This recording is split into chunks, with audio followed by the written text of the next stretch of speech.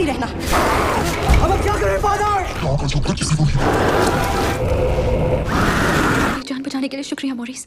आइए देखते हैं, मजा आएगा। ये कहानी की शुरुआत रोमानिया के सेंट कार्टा एबे से होती है, जहां दो सिस्टर काफी डरी हुई लग रही हैं और एक दरवाजे को खोलकर उसके अंदर जाती हैं, जिस पे लिखा हुआ है फिनी थिक दियो। सिस्टर अंदर जाके प्रेयर करना शुरू कर देती हैं, पर वहां एक सिस्टर को शैतानी ताकत अपने कब्जे में ले लेती है। सिस्टर मरते हुए दूसरी सिस्टर वेरोनिका को बोलती है कि शैतान को बाहर आने के लिए एक जिंदा इंसान का शरीर चाहिए होगा, तो तुम्हें जल्दी से यहाँ से भागना होगा, वरना तुम्हें भगवान भी नहीं बचा पाएगा। वेरोनिका जल्दी बाहर जाकर शैतान के आने से पहले खिड़की से कूदकर सुसाइड कर लेती है। अगले दिन सुबह वहाँ एक आदमी, जिसे सब फ्रेंची बुलाते हैं, गाने गाते हुए घूम रहा होता है और इससे वेरोनिका की लाश दिखती है। इसके बाद हमें वेटिकन सिटी का सीन दिखाया जाता है, जहाँ बिशप फादर बर्क को बताते हैं कि रोमानिया वाले पहाड़ों के एक एबे में नन ने सुसाइड कर लिया है। बर्क बोलता है कि ये तो बहुत बड़ा गुनाह है, पर मुझे नहीं लगता कि आपने सिर्फ इसी वजह से मुझे यहाँ बुलाया है, कोई तो राज होगा। बिशप बोलते हैं हम खुद नहीं जानते ये सब क्यों हुआ, पर तुम्हें वहाँ जाना होगा और जिस आदमी को नन की लाश मिली उससे बात करनी होगी। तुम्हें एबे के अंदर जाने की इजाज़त तो नहीं होगी क्योंकि वहाँ सारी नन रहती हैं, पर वहाँ एक लड़की है जिसने अभी नन की शपथ नहीं ली, वो तुम्हारी मदद करेगी। वो रोमानिया के बारे में काफ़ी कुछ जानती है। फादर बर्क अब उस लड़की से मिलने जाते हैं जिसका नाम है सिस्टर एरिन। सिस्टर एरिन बोलती है पर मैं तो रोमानिया के बारे में कुछ नहीं जानती, तो मैं आपकी मदद कैसे कर पाऊंगी। फादर बोलते हैं वेटिकन वालों ने कुछ सोचकर ही तुम्हें चुना होगा, इसलिए तुम्हें मेरे साथ चलना होगा। ये दोनों अब उस फ्रेंची के घर जाते हैं जिसने नन की लाश को देखा था। फादर बर्क फ्रेंची को बोलते हैं कि क्या तुम हमें वो एबे दिखा सकते हो जहाँ तुम्हें नन की लाश दिखी थी। फ्रेंची बोलता है गांव वालों के लिए तो वो एबे है ही नहीं, सब उसके बारे में बात करने से भी डरते हैं। पर फादर और एरिन के कहने पर फ्रेंची ने एबे में ले जाने को तैयार हो जाता है, जो कि पहाड़ों पर बसा है। जंगलों से निकलते वक्त इनका घोड़ा बीच में ही रुक जाता है, तो फ्रेंची बोलता है हमें यहाँ से पैदल जाना होगा क्योंकि उस रापिद जगह पर जाने से सब डरते हैं, ये तो फिर भी घोड़ा है। एरिन फादर से पूछती है आपको यहाँ क्यों भेजा गया है। फादर बोलते हैं ताकि मैं पता लगा सकूं यहाँ क्या अनहोनी घटना हुई है और ये जगह अभी पवित्र है या नहीं। फादर अब फ्रेंची से पूछते हैं कि जब तूने नन की लाश को देखा तो उसके साथ क्या किया। फ्रेंची बोलता है मैंने उनकी लाश को आइस हाउस में रख दिया था ताकि उनकी बॉडी खराब ना हो। जैसे ये तीनों आइस हाउस में जाते हैं तो वेरोनिका की लाश बैठी हुई मिलती है, तो फ्रेंची फादर को बोलता है कि मैंने सिस्टर की लाश को लिटाकर रखा था पर ये तो बैठी हुई है। फादर बोलते हैं कई बार ऐसा हो जाता है, चिल करो। फादर वेरोनिका के हाथ से चाबी निकाल लेते हैं ये क्या है फादर? और फ्रेंची को बोलते हैं कि सिस्टर की लाश को अच्छे से दफना दो। लाश दफनाते वक्त वहाँ एक घंटी बज रही होती है, तो एरिन पूछती है इसका क्या सीन है। तो फादर बोलते हैं वर्ल्ड वॉर के दौरान अगर किसी जिंदा आदमी को इसके नीचे गलती से दफना दिया जाए तो वो घंटी बचाकर बता सकता था कि वो जिंदा है। फादर बर्क अब एबे के अंदर जाने लगते हैं और जहाँ नन की लाश मिली थी वहाँ खून अब भी ताजा होता है। एरिन पूछती है खून अब भी ताजा कैसे है? लाश तो कई हफ्तों पहले मिली थी, तो खून अब भी कैसे ताजा है। अब ये तीनों एबे के अंदर घुस जाते हैं, जहाँ एरिन को मदर सुपीरियर बैठी हुई दिखती है। मदर सुपीरियर इन्हें बोलती है तुम किससे पूछ के अंदर आए। फादर बर्क बोलते हैं यहाँ जो नन की मौत हुई है हम उसकी तहकीकात के लिए यहाँ आए हैं। बर्क फ्रेंची को बाहर भेज देता है और मदर सुपीरियर को बोलता है कि हमें यहाँ बाकी सिस्टर से भी मिलवाओ ताकि हम देख सकें यहाँ सभी नन सेफली रह रही है नहीं, वरना वेटिकन वाले यहाँ और भी लोगों को तहकीकात के लिए भेजेंगे। मदर सुपीरियर बोलती है अभी तो एबे बंद होने वाला है, हमारी प्रेयर का वक्त है, तुम कल सुबह यहाँ आके सभी नन को देख सकते हो, तब तक तुम एबे के बाहर एक जगह है उसमें जाके रह लो। बाहर जाने के बाद बर्क फ्रेंची को बोलता है कि बेटा तुम यहाँ से जा सकते हो, वरना रात होने पर जंगल क्रॉस नहीं कर पाओगे, कुछ दिनों बाद आ जाना, तब तक हमारी तहकीकात पूरी हो जाएगी। फ्रेंची जब जंगल में से जा रहा होता है तो वहाँ इसे एक नन का भूत दिखता है।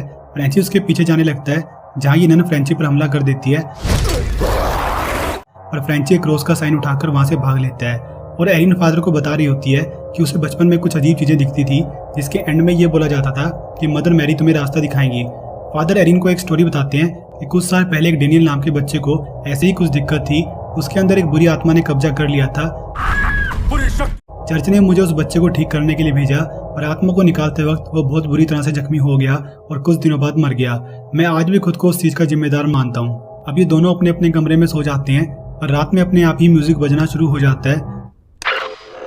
फादर जब उठ के देखते हैं तो वहाँ कोई नहीं होता।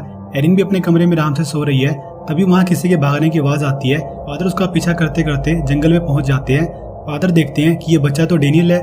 तभी डेनियल के मुंह से एक सांप निकलता है, जिससे डरकर फादर कब्र में गिर जाते हैं और इन्हें दफना दिया जाता है।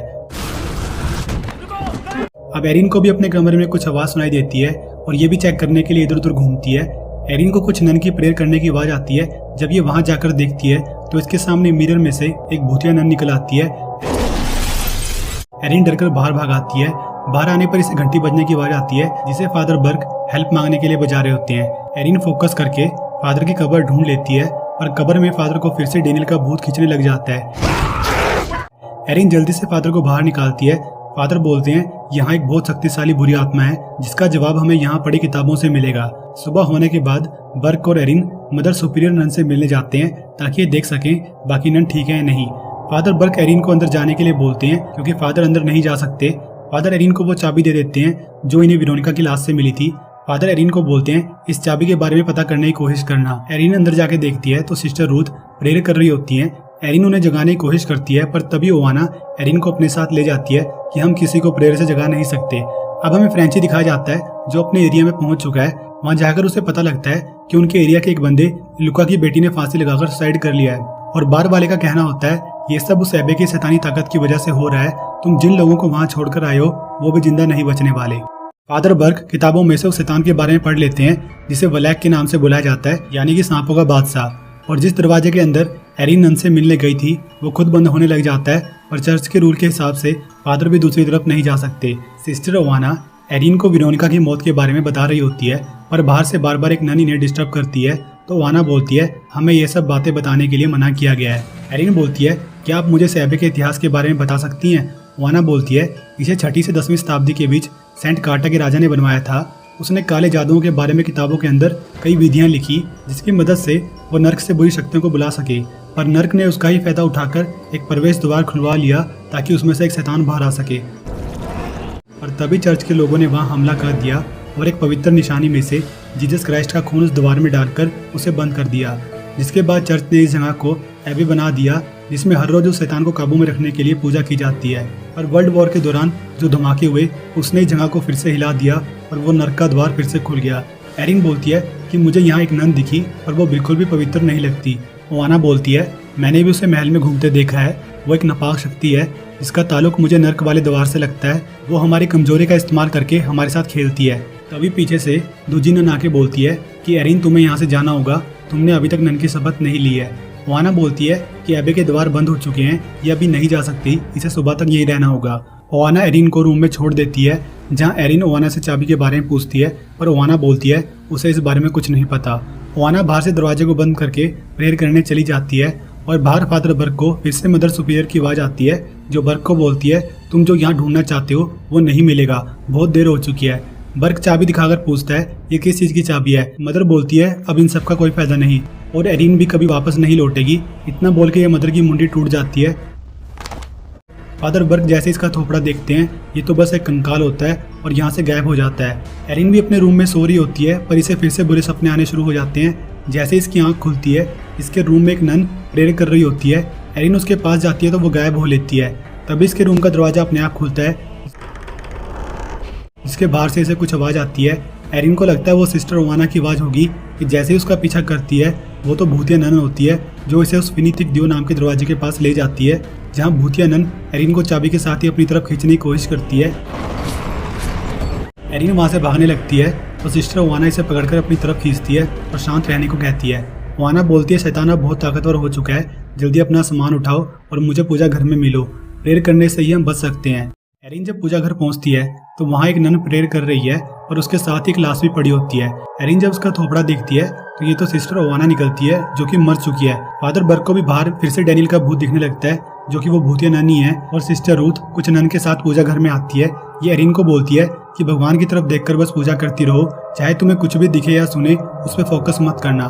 पर एरिन अपने सपनों में ये सब चीजें पहले भी देख चुकी है। प्रेयर शुरू होने के 2 सेकंड में ही सारी नन उड़कर खंभों में जाके बसती हैं। अब सिर्फ एरिन अकेले ही प्रेयर करती है। फादर बर्क भी किसी तरीके से एरिन तक जाने का रास्ता ढूंढ रहे होते हैं, जहाँ इनका फिर से एक भूत से सामना होता है, और तभी वहाँ फ्रेंची प्रकट होता है और फादर की मदद करता है। और एरिन जब प्रेयर कर रही होती है तो शैतानी ताकत इसकी पीठ पर हमला करती है। एरिन को तभी बाहर से फादर बर्क और फ्रेंची की आवाज सुनती है। ये सभी नन को कहती है कि फादर हमें बचा लेंगे। जैसे ही फादर और फ्रेंची को अंदर घुसाती है तो इन्हें बोलती है कि मैं सभी नन के साथ यहाँ प्रेयर कर रही हूँ, सिर्फ प्रेयर से ही सब ठीक हो सकता है। फादर पूछते हैं पर बाकी नन्स है कहाँ। एरिन पीछे घूमती है तो वहाँ कोई नन नहीं होती, ये बस एक भ्रम था। एरिन जाके ओवाना की लाश देखती है, जो कि बस एक कंकाल है। एरिन बोलती है हमें अपना जवाब मिल गया, ये जगह पवित्र नहीं रही, हमें यहाँ से चलना चाहिए। और अचानक से वो लाश उठती है और फादर के अंदर क्रॉस घुसेड़ देती है। फादर तभी एरिन और फ्रेंची को बोलते हैं कि क्रॉस पर पवित्र जल छिड़को, जिसको यूज करके फादर शैतान को रोकने की कोशिश करते हैं। फ्रेंची बोलता है बहुत देर हो चुकी है, शैतान बाहर आ चुका है। एरिन बोलती है नहीं, उसे हमारी दुनिया में आने के लिए एक जिंदा इंसान का शरीर चाहिए होगा। यानी कि सिस्टर वेरोनिका ने सुसाइड नहीं किया था, उन्होंने कुर्बानी दी थी ताकि शैतान उनके शरीर पर कब्जा ना कर ले। एरिन बोलती है हमें उस प्रवेश द्वार को बंद करना होगा ताकि शैतान बाहर ना आ सके, और ये द्वार तहखाने में है।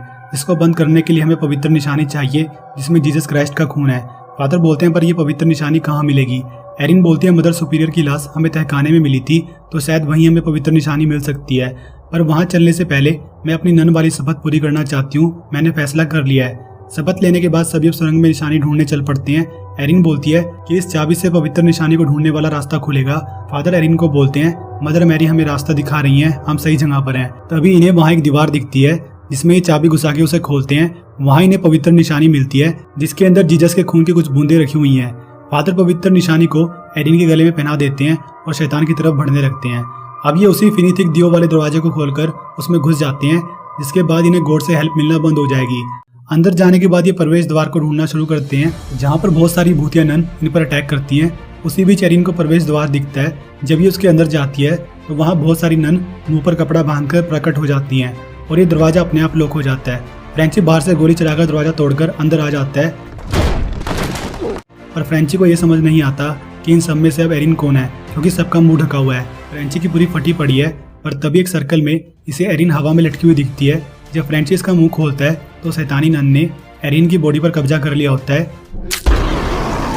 ये फ्रेंची को उड़ाकर दीवार से चिपका देती है। जैसे ही फ्रेंची को मारने आती है, फ्रेंची इसके गले में लटकी हुई पवित्र निशानी को छूकर इस पर हाथ लगा देता है। शैतानी नन एरिन की बॉडी से बाहर निकल आती है और एरिन को उठाकर बाहर पानी में फेंक देती है और ये फ्रेंची को पकड़कर उसका गला दबा देती है। फादर भी एरिन को ढूंढते हुए उस तक पहुंच जाते हैं, जहां रास्ते में डैनियल का भूत फिर से इनकी आंख पर अटैक करता है और एरिन के पानी में गिरने की वजह से उसके गले से पवित्र निशानी बाहर निकल जाती है, जिसके बाद शैतानी नन सीधा पानी से निकलकर एरिन को मारने लग जाती है। फादर पीछे से आके एरिन की हेल्प करने की कोशिश करते हैं और शैतानी नन इन्हें भी उठा के फेंक देती है।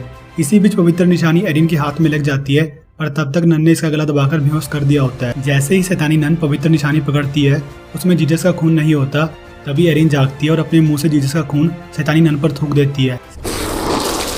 शैतानी नन की फट जाती है और ये वापस से प्रवेश द्वार के अंदर घुसना शुरू हो जाती है और ये द्वार भी बंद हो जाता है।